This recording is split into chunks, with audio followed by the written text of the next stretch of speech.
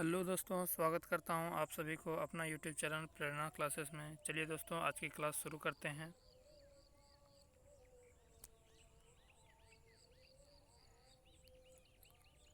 आज का first question है, छोटा नागपुर पठार का विस्तार भारत के किस क्षेत्र में है। तो छोटा नागपुर पठार देखिए, ये है आपका झारखंड है, ये है आपका झारखंड और यहाँ है छोटा नागपुर पठार। तो देखिए, ये है भारत, मान लीजिए ये है भारत, तो ये भारत के उत्तर पूर्व में है, भारत के उत्तर पूर्व में है छोटा नागपुर का पठार। चलिए नेक्स्ट क्वेश्चन की ओर बढ़ते हैं। आज का दूसरा क्वेश्चन है, छोटा नागपुर पठार की औसत ऊंचाई है। तो छोटा नागपुर पठार की औसत ऊंचाई 760 मीटर है। चलिए नेक्स्ट क्वेश्चन की ओर बढ़ते हैं। आज का तीसरा क्वेश्चन है, झारखंड राज्य की सर्वोच्च चोटी है। तो झारखंड राज्य की सर्वोच्च चोटी आपको याद रखना है, पारसनाथ है। झारखंड राज्य की सर्वोच्च चोटी आपका पारसनाथ है। पारसनाथ को ही समेत शिखर भी कहा जाता है। चलिए नेक्स्ट क्वेश्चन है आज का, समेत शिखर इनमें से किस पहाड़ी पर अवस्थित है। तो समेत शिखर आपका देखिए, समेत शिखर आपका पहले गिरिडीह जिला में स्थित है, गिरिडीह जिला में पारसनाथ पहाड़ी स्थित है। तो समेत शिखर देखिए, समेत शिखर आपका हो जाएगा पारसनाथ पहाड़ी पर हो जाएगा, पारसनाथ पहाड़ी पर समेत शिखर स्थित है। जो पारसनाथ की सबसे ऊंची चोटी है ना, पारसनाथ की सबसे ऊंची चोटी, उसी को समेत शिखर कहते हैं और ये पायरोक्सी ग्रेनाइट से बना हुआ है, पायरोक्सी ग्रेनाइट से ये बना हुआ है। चलिए नेक्स्ट क्वेश्चन की ओर बढ़ते हैं। आज का पांचवा क्वेश्चन है, समेत शिखर की ऊंचाई मीटर में है। तो समेत शिखर की ऊंचाई मीटर में है 1365 मीटर, और अगर फीट में पूछेगा तो फिर 4478 फीट है। तो मीटर में, यहाँ मीटर में पूछा है तो 1365 मीटर। चलिए नेक्स्ट क्वेश्चन की ओर बढ़ते हैं। आज का छठा क्वेश्चन है, समेत शिखर की ऊंचाई फीट में है। तो अभी बताया कि मीटर में है 1365 मीटर और फीट में है 4478 फीट। तो option number C is the right answer. चलिए नेक्स्ट क्वेश्चन की ओर बढ़ते हैं। सॉरी, यहाँ पठार लिख दीजिए। पठार का शाब्दिक अर्थ होता है, तो पठार का शाब्दिक अर्थ होता है, देखिए इसे मान लीजिए रांची का पठार है। तो रांची का पठार देखिए, रांची का पठार चौकोर है, लेकिन पठार का शाब्दिक अर्थ क्या होता है, मतलब समतल जमीन होता है। पठार का समतल जमीन होता है पठार का शाब्दिक अर्थ। तो option number D is the right answer. चलिए नेक्स्ट क्वेश्चन की ओर बढ़ते हैं। आज का आठवां क्वेश्चन है, झारखंड के पाट क्षेत्र की भौगोलिक आकृति किस प्रकार है। तो देखिए, यहाँ है झारखंड, ये है झारखंड, तो यहाँ पर है नेतरहाट का पाट। तो नेतरहाट का पाट जो है ना, वो मतलब कि त्रिभुजाकार है, इस तरह से त्रिभुजाकार। तो नेतरहाट का जो पाट क्षेत्र है वो त्रिभुजाकार है। चलिए नेक्स्ट क्वेश्चन की ओर बढ़ते हैं। अगला नौवां क्वेश्चन है, झारखंड का निचला हजारीबाग पठार किस प्रकार के चट्टानों से निर्मित है। तो अभी बताएं, देखिए अभी बताएं, ये है झारखंड, ये है हजारीबाग का पठार, इस एरिया को कहते हैं हजारीबाग का पठार। यहाँ पर आ जाता है फिर रांची का पठार।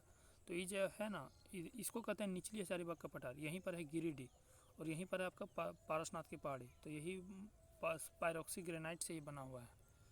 तो option number C is the right answer. चलिए नेक्स्ट क्वेश्चन की ओर बढ़ते हैं। आज का 10वां क्वेश्चन है, पाट क्षेत्र के ऊपरी भाग को क्या कहते हैं। तो देखिए, नेतरहाट का पाट क्षेत्र किस प्रकार है, त्रिभुजाकार है। तो इसकी ऊपरी भाग को हम लोग टांड कहते हैं, ऊपरी भाग को टांड कहा जाता है, और निचली भाग को, ये है निचली भाग, इसे दौन कहते हैं, दौन कहते हैं। तो ऊपरी भाग यहाँ पर पूछा हुआ है तो ये टांड होगा। चलिए नेक्स्ट क्वेश्चन की ओर बढ़ते हैं। आज का 11वां क्वेश्चन है, पाट क्षेत्र के निचले भाग को क्या कहा जाता है। तो अभी हम लोगों ने देखा, पाट क्षेत्र के ऊपरी भाग को टांड कहते हैं और पाट क्षेत्र के निचले भाग को दौन कहते हैं। तो चलिए नेक्स्ट अगला क्वेश्चन है 12वां नंबर, झारखंड के पाट क्षेत्र की समुद्र तल से औसत ऊंचाई कितनी है। तो झारखंड का जो नेतरहाट का जो पाट क्षेत्र है, उसके समुद्र तल से उसकी ऊंचाई 900 मीटर है, 900 मीटर है उसकी ऊंचाई। चलिए अगला क्वेश्चन की ओर बढ़ते हैं। आज का 13वां क्वेश्चन है, इनमें से कौन सा झारखंड का सबसे ऊंचा पाट क्षेत्र है।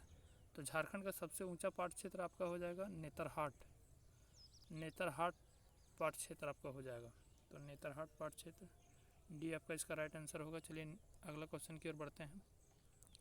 आज का 14वां क्वेश्चन है, झारखंड का दूसरा सबसे ऊंचा पाट क्षेत्र कौन सा है। तो पहला हम लोग ने क्या देखा, पहला देखा नेतरहाट पाट, नेतरहाट पाट, और दूसरा है आपका गणेशपुर पाट, गणेशपुर पाट। अगर नेतरहाट पाट पूछेगा तो आपको ये होगा 1180 मीटर होगा, और अगर ये गणेशपुर पाट पूछेगा तो 1178 मीटर, 1178 मीटर होगा। चलिए, तो दूसरा सबसे ऊंचा पाट क्षेत्र पूछा है तो आपका होगा गणेशपुर पाट क्षेत्र। चलिए अगला क्वेश्चन 15वां क्वेश्चन की ओर बढ़ते हैं। इनमें से कौन सी पहाड़ी झारखंड के पाट क्षेत्र से संबंधित है? तो देखिए, झारखंड का जो पाट क्षेत्र है ना, इधर पाट क्षेत्र है ना, यहाँ पर सोनू पहाड़ी है, एक सारू पहाड़ी भी है, तो सोनू पहाड़ी भी होगा, इसका आंसर सोनू पहाड़ी भी होगा और सारू पहाड़ी भी होगा, तो उपरोक्त में से दोनों। चलिए अगला क्वेश्चन की ओर बढ़ते हैं। आज का 16वां क्वेश्चन है, निम्न में से कौन सी नदी पाट क्षेत्र से निकलती है? तो देखिए, ये हम मान लीजिए पाट क्षेत्र है, तो शंख नदी गुमला से निकलती है, शंख नदी गुमला से निकलती है, तो लगभग ये पाट क्षेत्र के अंदर आ जाती है। सोन नदी, देखिए सोन नदी तो अमरकंटक मैकाली मध्य प्रदेश से निकलती है, तो ये तो पाट क्षेत्र से नहीं निकलती है। अजय नदी यहाँ देखिए बिहार के मुंगेर से निकलती है, तो ये भी तो पाट क्षेत्र से नहीं निकलती है। स्वर्ण रेखा यहाँ रांची के नगड़ी से निकलती है, तो ये भी पाट क्षेत्र से नहीं निकलती है। ये शंख नदी आपको गुमला से निकलती है, तो शंख नदी हो जाएगा, ऑप्शन नंबर ए सही आंसर हो जाएगा। चलिए 17वां क्वेश्चन की ओर बढ़ते हैं। रांची पठार की आकृति है, तो देखिए रांची पठार जो है ना, रांची पठार की आकृति है चौकोर है, तो चौकोर आपका सही आंसर हो जाएगा, बी नंबर। चलिए अगला क्वेश्चन की ओर बढ़ते हैं। 18वां क्वेश्चन है आज का। इनमें से किस जलप्रपात का निर्माण रांची पठार से निकलने वाली नदियों द्वारा होती है? तो देखिए यहाँ पर है आपका रांची का पठार, और जोन्हा जलप्रपात भी आपका रांची में है, वो तो पठारी भाग से गिरती है, इसीलिए उसमें जलप्रपात बनता है जोन्हा जलप्रपात। हुंडू जलप्रपात भी इसी यहीं पर है, रांची पर है, ये स्वर्णरेखा नदी पर है, दसम जलप्रपात भी यहीं पर है, ये स्वर्णरेखा की सहायक नदी कांची नदी पर है, और जोन्हा जलप्रपात है स्वर्णरेखा की सहायक नदी, ये आपका होगा राढ़ू नदी पर होगा ये, तो ये भी सही है, ये भी सही है, ये भी सही है, उपरोक्त में से सभी। चलिए अगला क्वेश्चन की ओर बढ़ते हैं। आज का 19वां क्वेश्चन है, गिरिडीह के पठारी क्षेत्र का संबंध इनमें से किस नदी घाटी से है? तो गिरिडीह अभी बताएं, देखिए गिरिडीह ये हुआ, तो इसको गिरिडीह का पठारी क्षेत्र कहते हैं क्योंकि इधर गिरिडीह है। तो इनमें से कौन सी नदी निकलती है? देखिए सोन नदी तो मध्य प्रदेश अमरकंटक की पहाड़ी से निकलती है, स्वर्णरेखा नदी तो रांची के नगड़ी से निकलती है। देखिए बराकर नदी घाटी, तो बराकर नदी घाटी आपका यहाँ कोडरमा तिलैया से निकलते हुए हजारीबाग गिरिडीह होते हुए वो धनबाद में एंट्री करती है।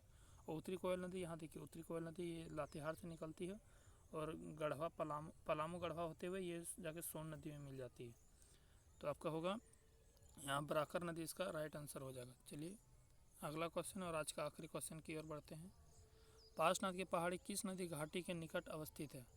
तो देखिए पार्श्वनाथ की पहाड़ी ये हो गया गिरिडीह हो गया, यहाँ पर है आपका पार्श्वनाथ की पहाड़ी, तो किस नदी घाटी पर? देखिए स्वर्णरेखा नदी घाटी तो यहाँ रांची से निकलती है, इसके किनारे तो नहीं होगा। दामोदर नदी घाटी, देखिए दामोदर नदी घाटी भी इसके जस्ट सामने ही है, लेकिन अगर आपको देखिए बराकर नदी घाटी यहाँ से, तो आपको दामोदर ज़्यादा सही होगा कि बराकर ज़्यादा सही होगा? तो अगर देखिए ऑप्शन में बराकर है तो आप बेझिझक बराकर को ही टिक करिए, क्योंकि बराकर ज़्यादा करीब है उसके, मतलब पार्श्वनाथ की नदी के ज़्यादा करीब है बराकर नदी। चलिए अगर आपको अच्छा लग रहा है, अगर हेल्पफुल लग रहा है तो चैनल को सब्सक्राइब करें, वीडियो को लाइक करें, और जो भी क्वेरी है वो कमेंट पर बोलें। Thank you for watching.